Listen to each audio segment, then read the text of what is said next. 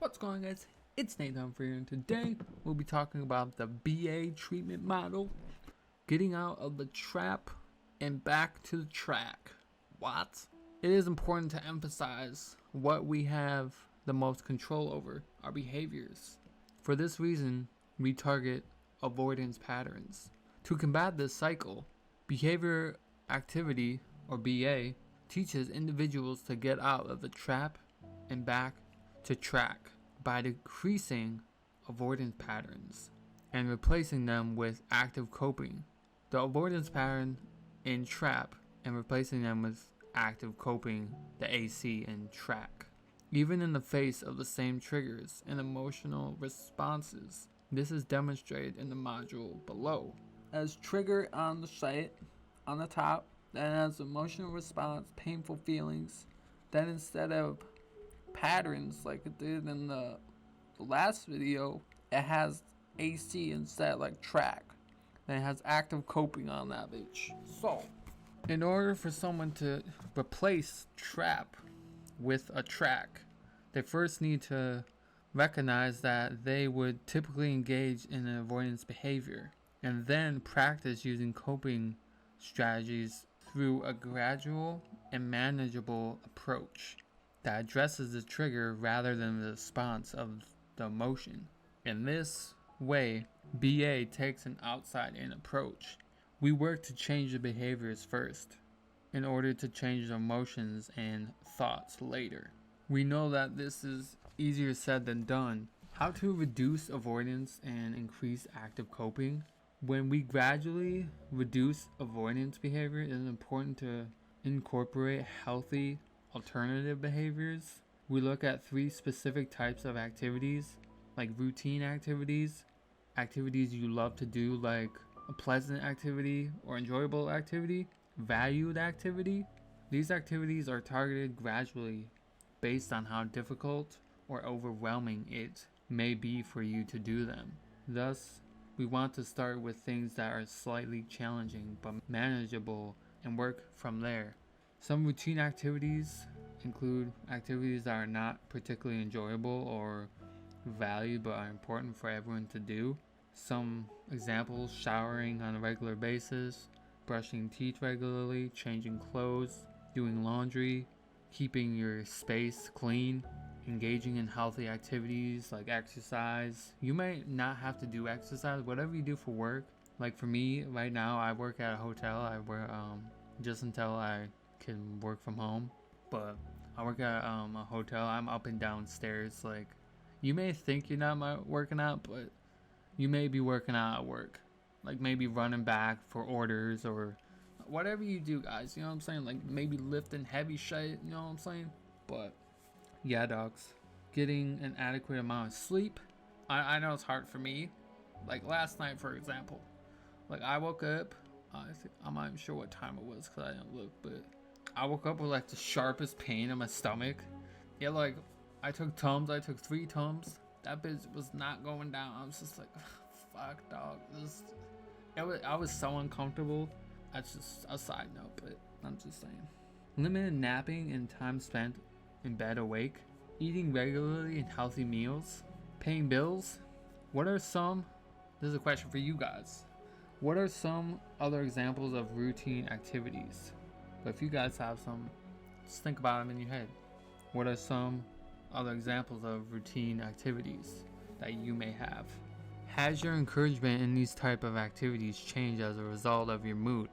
How do you tend to do with these types of activities when you're feeling more depressed? Usually I usually try to like feed myself. I know some days it might not be the best, but I try to do the best I can day by day, because I do work. I'm not gonna lie to you, like every time you come to work, like come home from work, you don't want to do nothing, you know what I'm saying? Like you don't want to cook, you don't want to do nothing, you know what I'm saying? But that's just my opinion, but that might not be the case for you. But if you have kids and shit, I understand, like you have to take care of them and stuff, but I don't have kids yet. So, have you noticed that as you feel more depressed, you stop doing many of these activities as regularly as you used to? Then you aren't alone. Many people struggle with depression, showering less frequently, stop caring of their life space, and otherwise reduce self-care and hygiene related tasks. Okay, I'm not gonna lie to you. As you can see, my teeth is fucked up. I understand, dog. For me, showering, I don't shower every day because my skin gets all fucking dry skin on it and shit. So I take one like every other day.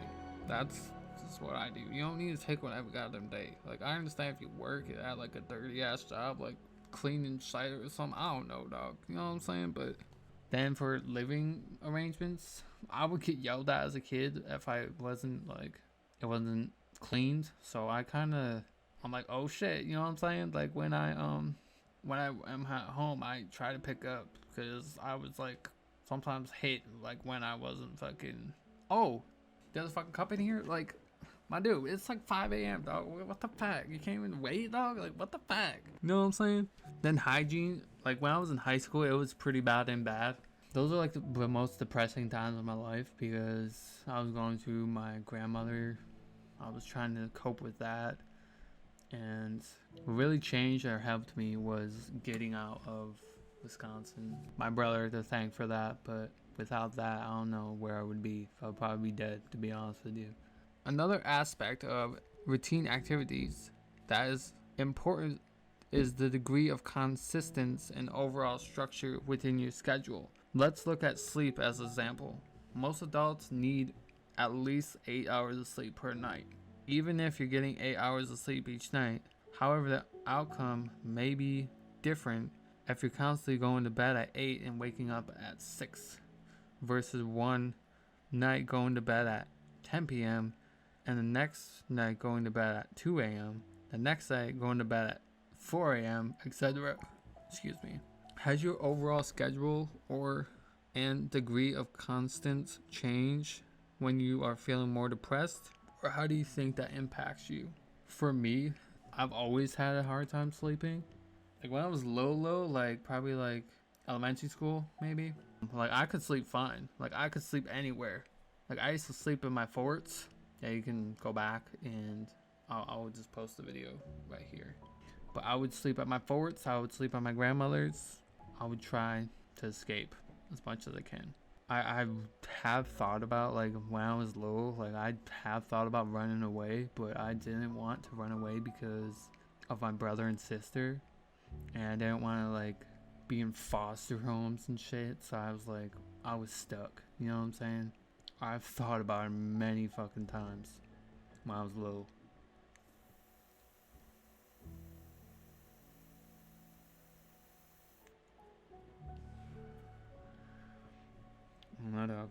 Enjoyable activities.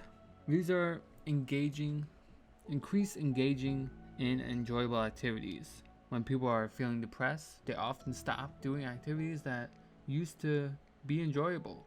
While this is understandable response to feeling depressed, it can actually keep people feeling depressed or even contribute to increased depression in the future. Therefore, it is important to engage in enjoyable activities even when you're depressed. Everyone's different when it comes to this. For me, I like going camping and fishing and being outdoors and shit. That's just my opinion. That's just me. I do like to play games, I'm not gonna lie to you. When it's like beautiful out, like you just like to take in the scenery, you know what I'm saying?